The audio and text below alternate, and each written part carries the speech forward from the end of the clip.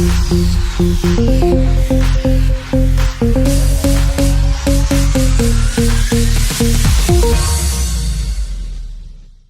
up, everybody? How you doing? Bobby Simmons is in the building, in the place to be, sitting directly next to me. It's the one and only Joey Kidney's in the building. What's up, partner? Dude, that's the best one I've heard.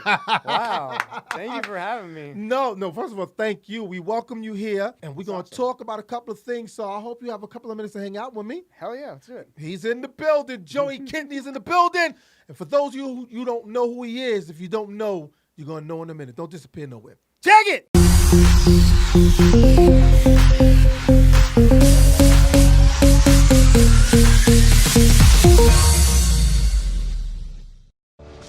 This year, patriotism shouldn't just be about pride of country. It should be about love. Remember that to love America is to love all Americans, because love has no labels. Our family is no less than any other family. My heart doesn't see race. Love is love. Your blood pressure numbers could change your life. Talk to your doctor about creating a plan that works better for you. Start taking the right steps at manageyourbp.org.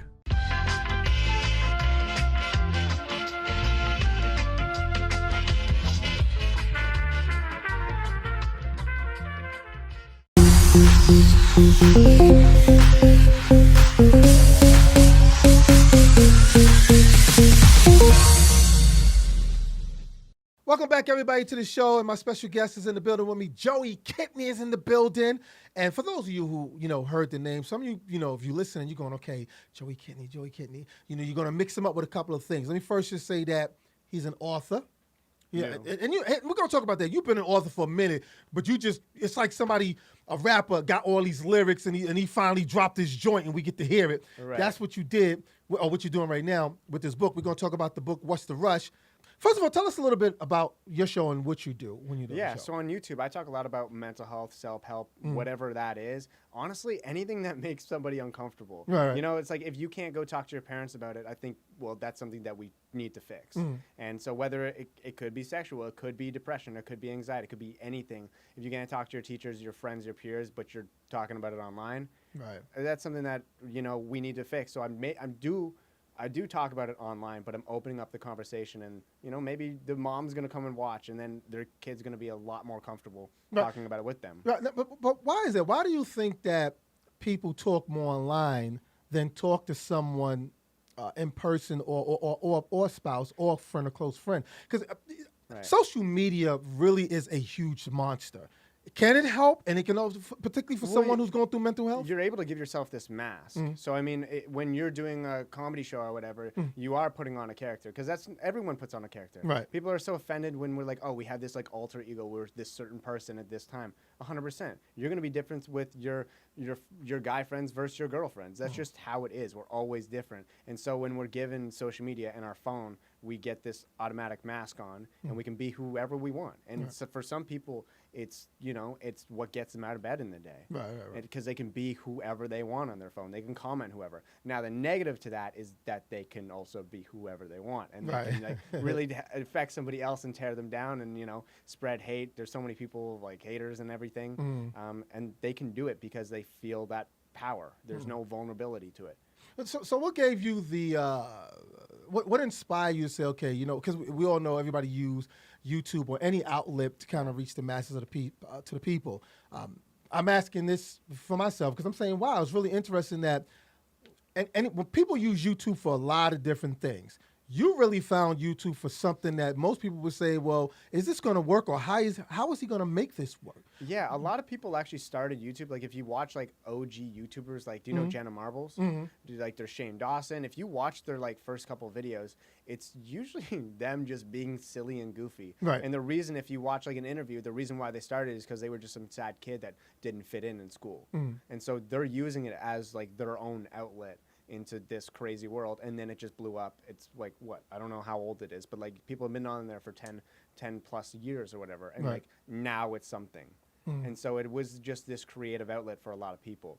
Do you know those when people used to use like those cue cards, and they would like my name's this, I'm 16 years old and Yes. I'm depressed. Right. I hated those videos. And I said that to somebody and they were like, I made one. And I was like, okay, all right. I feel awful. I feel awful now. And so instead of like just saying that, I felt like I needed to back up my words. So my first video, I said, hi, my name is Joeykidney and I'm just as fucked up as you are. Right. And that resonated with a lot of people. And that's really just why I started. I started because I wanted people to understand, like, I didn't understand why people felt so alone when they felt sad. I was like, well, I feel that way. Right. He feels that way. She feels that way.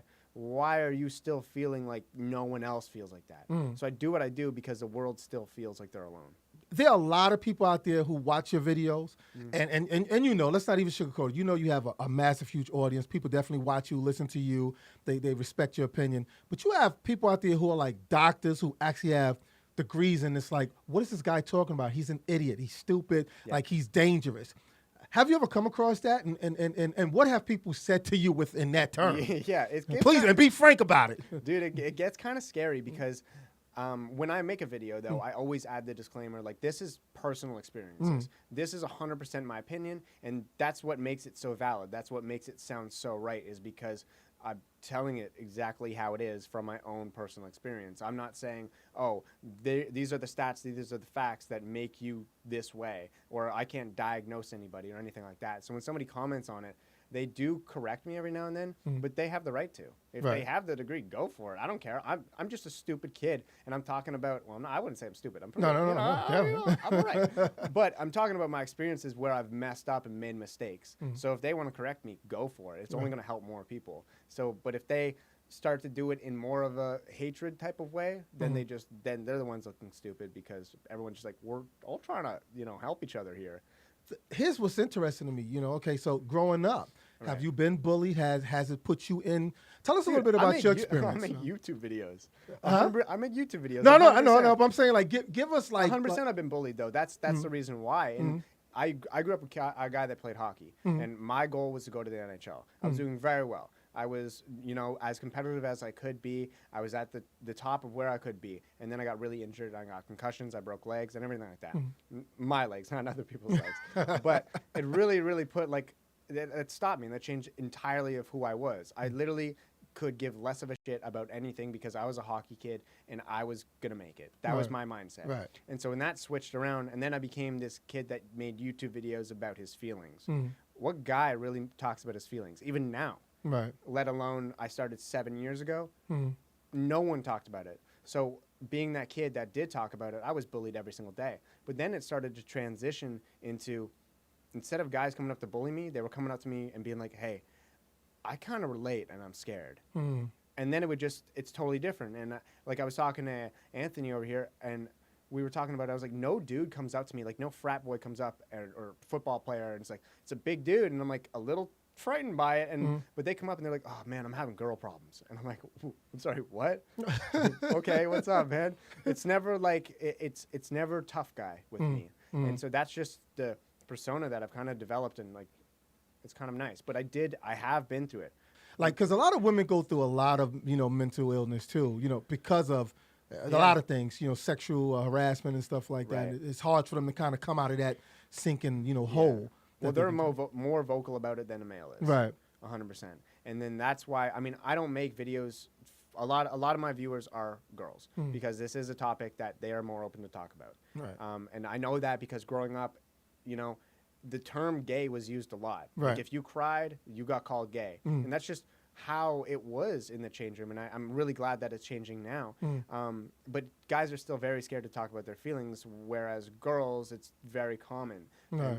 And it's kind of, it's an interesting spot to be in. So when a guy does come up to talk to me, like, it really, I'm like, oh wow, this means something, because I don't make videos for girls. I don't write the book for girls. I write the book for myself, that 16-year-old boy that lost his dream job when I was 16, and I'm like, I don't know what to do. Right. So I make videos for that 16-year-old self. Wow, that's cool, man. And speaking of the book, what he's talking about What's the Rush? This is the new book that's out right now. Throughout all the years, and like you said, the bullying since you was just 16 years old and just going through whatever you was going through. Is this a book that you've been writing since then, or you just kind of just put all your things that you remember together to make a book. What gave you the idea to put this book together? The first chapter of that book is January 6, 2016, and that's when I started writing it. Okay. Now, I started writing that book because I was going through a really, really rough time, and I was like... This during 2016, you mean? This is 2016, Okay. so this wasn't when I started. This was not when I was 16 years old. Right. Excuse me. This is when I was just going through a really rough time, and I thought it was therapeutic to write this down. And it's not like I'm writing down... oh, dear Joey. It's not like that. It's not a self-journal. It's not a book that's like, hey, I'm Joey, and this is why you should care about my life. This is me just writing down every single experience, whether it's a success story or a radio interview, whether it's, any happy time, whether it's death, suicide, depression, anxiety, breakup, heartbreak, whatever it is. I write every single thing down over the course of 3 years, and I just finished that last year. And so it's not necessarily for people to understand my life more. It's for them to understand that they're not alone, and there's a chapter in there for them. Right. And there's like, I write in, I hate reading. I'm not gonna lie to you. I hate Really? I hate reading. I have ADHD. I have a hard time sitting still. And so when I open a book and I see a book that's too thick, nope, not happening. And so this book is 214 pages, and I made sure to write it in every way possible. Right. I'm not somebody, I love reading poetry books because you can interpret it in any way that you want. And I couldn't sit down and read this massive book. So I call them installments because I don't really consider them chapters because they can be any length.